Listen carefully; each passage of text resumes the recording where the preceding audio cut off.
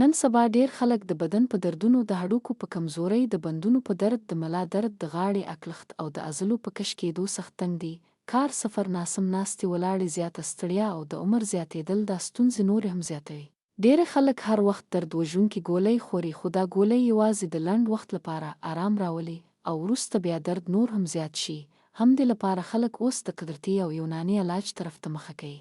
افتابي سلاجت یو خالص قدرتي توکه ده چې د غرونو نه ترلاسه کیږي او په یوناني طب کې ډیر زیات اهمیت لري.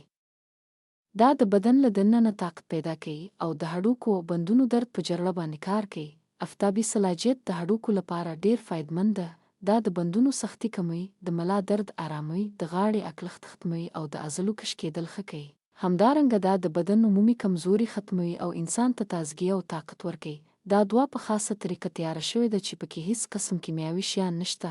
هم د وجه ده چې دا د اوږدې مودې لپاره هم استعمال کېدای شي. هغه کسان چې کار مزدوري کوي، زیات سفر کوي یا زاړه عمر ته رسیدلی وي، د دې نه ډیر فایده اخیستلی شي. همدارنګه هغه کسان چې سهار بدن دروند محسوسوي یا ژر ستړي کیږي، د دې نه ښه نتیجه ترلاسه کوي. دا دوا د بدن اعصاب مضبوطوي، وینه صافوي او د بدن د نسوز کموي. د مسلسل استعمال سره انسان ته ښکاره فرق محسوس شي.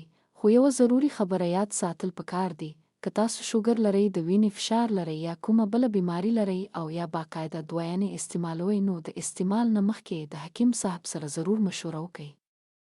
دا قدرتي دوا ده، خو احتیاط هم ضروري ده، ځکه هر انسان جسم جدا وي. که تاسو هم د هډوکو، بندونو، ملا یا عضلو په دردونو تنګ یاست، نو افتابي سلاجت ستاسو لپاره یو بهترین قدرتي انتخاب کېدای شي. د منګولو لپاره لاندې شمیرو سره رابطه وکړئ.